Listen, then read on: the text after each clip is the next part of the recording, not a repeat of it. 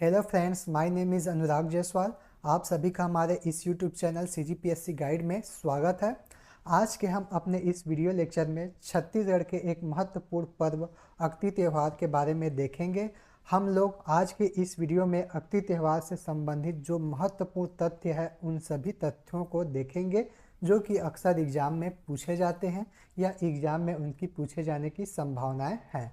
तो चलिए हम लोग अपने आज के इस वीडियो लेक्चर को प्रारंभ करते हैं। सर्वप्रथम हम लोग देखते हैं कि जो अक्ति त्यौहार है वो कब मनाया जाता है।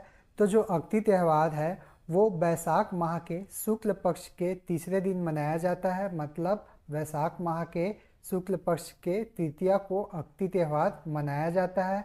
अब हम लोग देखते हैं कि जो अक्ति त्यौहार है वो कृषि से संबंधित एक पर्व है।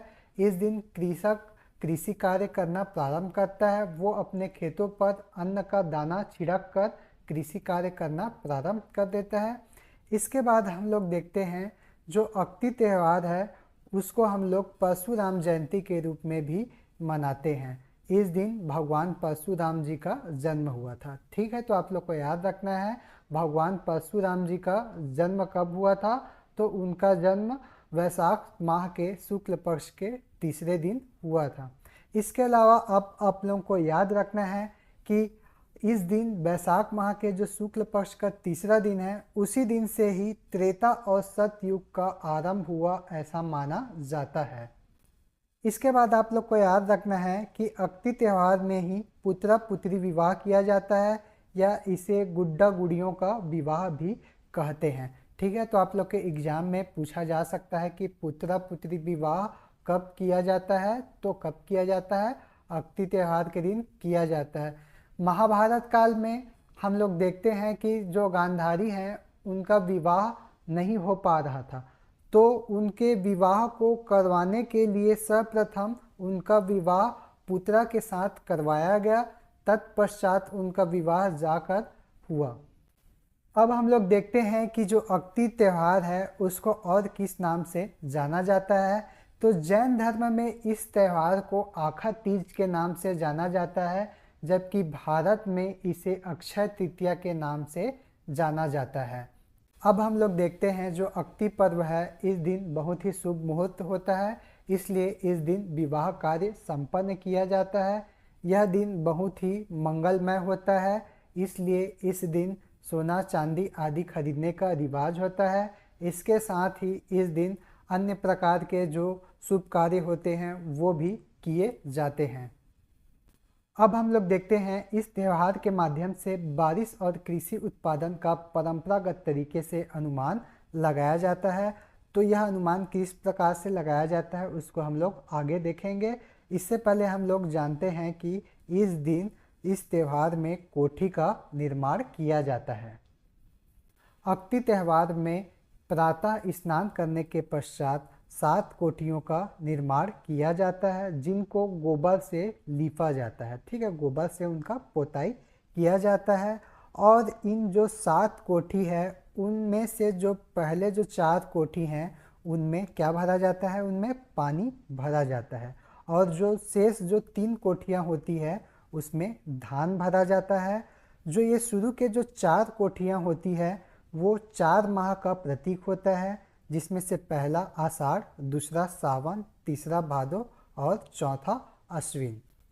अब सूर्यास्त के समय हम लोग देखते हैं कि जो कोठी में हम लोग पानी डाले हैं उसमें कितनी पानी शेष बची है, और इस शेष बची हुई पानी के आधार पर ही हम लोग अनुमान लगाते हैं कि उस माह कितनी वर्षा होगी।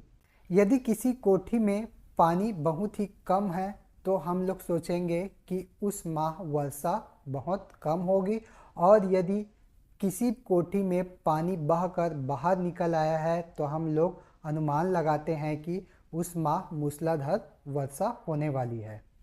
अब हम लोग सूर्यास्त के समय जो 3 कोठी हैं जिनमें धान भरे हुए हैं उनको निकाल लेते हैं, और ऐसे धान जिनमें गोबर लगा है तो उसको हम लोग छज्जों में फेंक देते हैं।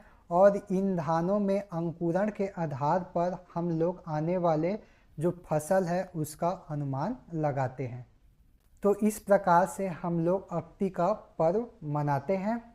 अब हम लोग देखते हैं कि आपके एग्ज़ाम में इस त्यौहार से संबंधित क्या प्रश्न पूछा जा सकता है। तो मेंस एग्ज़ाम में यदि अक्ति त्यौहार के बारे में पूछा जाएगा तो आप लोग इन सातों कोठियों के बारे में विस्तार से वर्णन कर सकते हैं।